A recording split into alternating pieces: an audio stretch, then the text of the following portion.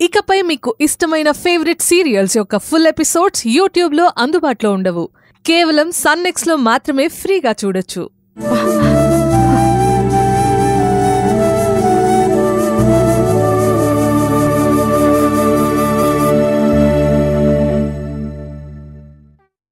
Mister Arjun, పాప okay, కానీ పొద్దున్నుంచి ఏమీ తినకపోవడం వల్ల తనకిలా అయింది. కొంచెం తాగడానికి పాలు ఏమైనా ఇవ్వండి. శాంతమ్మా, నేను తీసుకొస్తాను. వెళ్ళు.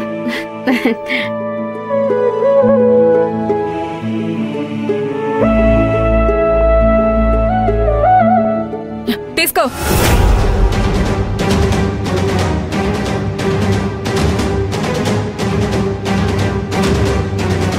హేయ్, నీకు బాలేదని డాక్టర్ చెప్పారు కదా, తీసుకో.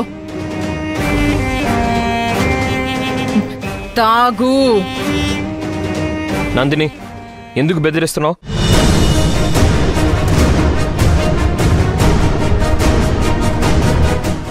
అమ్మా, నాకివ్వండి అమ్మా, నేను తాగిపిస్తాను. తాగమ్మా.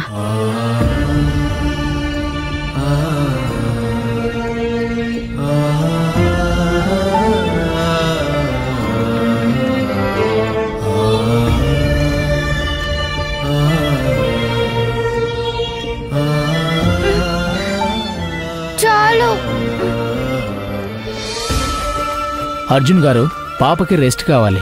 ఉదయానికల్లా సెట్ అయిపోతుంది. హేయ్, రా పడుకుందు గాని. అమ్మా అమ్మా, నేను రాను. ఏమ్మా, ఎందుకు అరుస్తున్నావు? నందిని, ఏంటి నీ ప్రాబ్లం? అది పిల్ల మీదున్న ప్రేమ అంతే. నేను నిద్రపుచ్చుతాను. రామ్మా, దా.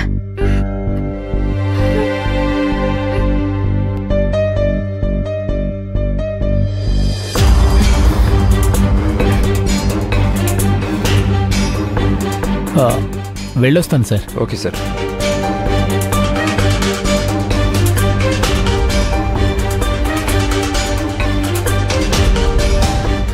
ఇంట్లో ఇంతమంది పనివాళ్ళున్నారు, మీరు ఉన్నారు.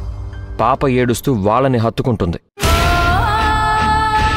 మిమ్మల్ని చూస్తుంటే బెదిరిపోతుంది. లేదే, సిగ్గుండాలి. అర్జున్, ఆ శివగామి పాపనసలు మా దగ్గరికే రానిచ్చేది కాదు. అవునన్నయ్య, ఆ పాప కూడా పని వాళ్ళని నమ్మినట్టు మమ్మల్ని నమ్మదు. అవునన్నా. మనల్ని నమ్మడానికి మనమేం చేశామని? చేసిందంతా నమ్మక ద్రోహమేగా.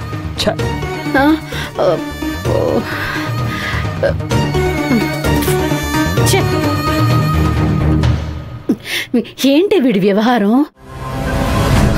ఏదో తేడాగా ఉందమ్మా.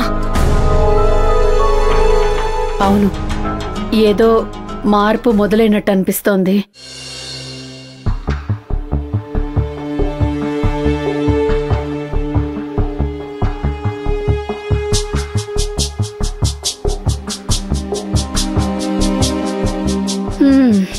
ఏంటమ్మా అంత దీర్ఘంగా ఆలోచిస్తున్నావు? నందిని, ఈ మర్డర్ కేసు కనుక ప్రూవ్ అయితే శివగామికి ఎన్నేళ్లు జైలు శిక్ష పడుతుంది? లైఫ్ పడచ్చు.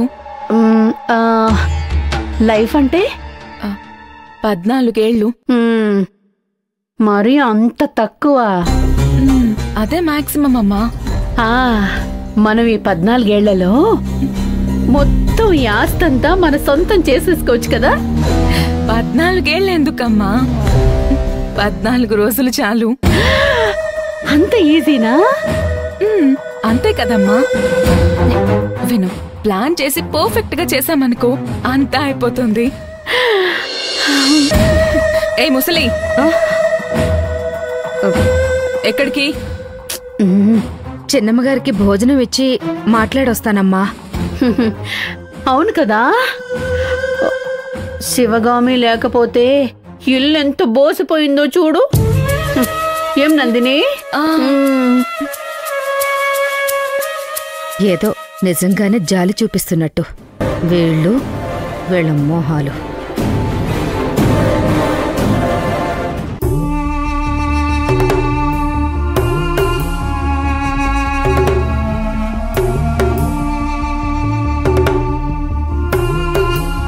నిజంగానే పోసిపోయిందా అమ్మా? అరే ఆ పని మనిషిని ఏమార్చడానికి. మనల్ని నమ్మదులే కాని అమ్మా. నమ్మించాలి, తప్పదు. నమ్మించి మోసం చెయ్యాలి, అంతే. మనం బయటికి వెళ్ళి చిన్న డ్రామా ఆడి వద్దాం, పద. ఏం డ్రామా అమ్మా? శాంతమ్మ శివగామిని పరామర్శించడానికి వెళ్ళింది. మనం కూడా వెళ్ళి పరామర్శించకపోతే మనం మారామని శివగామికి నమ్మకం ఎలా కలుగుతుంది మరి? నిజమేనమ్మా? సరే పద వెళ్దాం. అమ్మా ఎక్కడికి? పోలీస్ స్టేషన్ కి. పోలీస్ స్టేషన్ కా? నేనా? అందరం వెళ్తేనే కదే నమ్మకం కుదిరేది. నేనైతే రాను, నువ్వు వెళ్ళు. సర్లే, నేను అన్నయ్యని తీసుకొని వెళ్ళొస్తాను. Good idea. అన్నయ్య ఎక్కడున్నాడు? పైన ఉన్నట్టున్నారు. సరే, నేను వెళ్ళి అన్నయ్యని తీసుకొని వెళ్ళొస్తానే. బాయ్.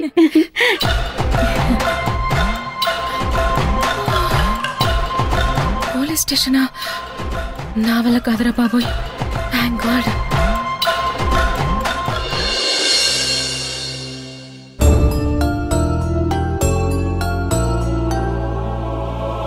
నేను సర్కిల్ ఇన్స్పెక్టర్ గారు వచ్చిన తర్వాత మాట్లాడతాను.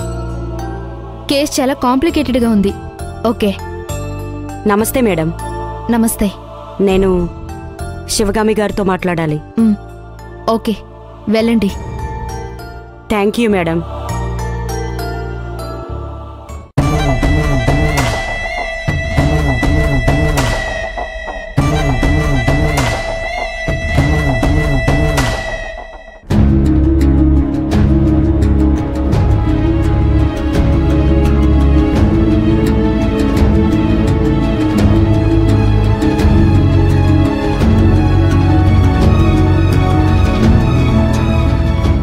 మేడం, సారీ మేడం, మిమ్మల్ని ఇలా చూడాల్సి రావడం చాలా బాధగా ఉంది. పర్వాలేదు మేడం. శత్రువులు డైరెక్ట్గా అటాక్ చేస్తే ఫైట్ చేయొచ్చు, కానీ వెనుక నుండి దాడి చేస్తే ఏం చేయాలో తెలియదు. ఇప్పుడు ఏం చేద్దాం చెప్పండి. ముందు మనం కోర్టులో బెయిల్ అప్లై చేయాలి మేడం. బెయిల్ దొరికి తీరుతుంది, కానీ ఇద్దరు షూరిటీ ఇవ్వాల్సి ఉంటుంది. సెక్షన్ 302 పెట్టారు. పోస్టుమార్టం రిపోర్ట్ వచ్చాక ఏంటనేది నిర్ణయిస్తారు. ఇది కావాలని చేసిన హత్య కాదు, అనుకోకుండా జరిగిన సంఘటన అని నేను వాదిస్తాను మేడం. అలా అంటే హత్య చేసినట్టు అంగీకరించినట్లే కదా? అంటే మీరు చేశారని కాదు, సంఘటన గురించి చెప్పాను. కోర్టు నుండి కండిషనల్ బెయిల్ దొరుకుతుంది మేడం. మీరు ఒకసారి రామ్ కుమార్ గారిని కలవండి, మిగతా విషయాలు ఆయన చూసుకుంటారు. అలాగే మేడం. ఇలా అరెస్ట్ చేస్తారన్న విషయం ముందే తెలుసుంటే యాంటీస్పేటరీ బెయిల్ తీసుకుని ఉండేదాన్ని. అసలు ఈ సంఘటన జరుగుతుందని ఊహించలేదు. ఏం చేయాలో అర్థం కాలేదు. మొత్తం బ్లాంక్ అయ్యాను. అసలు ఈ కేసు నా మీదకి వస్తుందని ఊహించలేదు.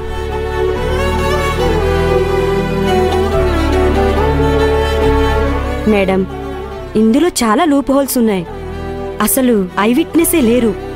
మీకు బెయిల్ దొరికి తీరుతుంది. సరే, మీరు లీగల్ ప్రొసీడింగ్స్ చేసుకోండి.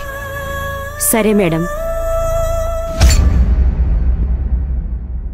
మేడం, హత్యలో దొరికిన కత్తిని మీరు దేనికైనా వాడారా మేడం?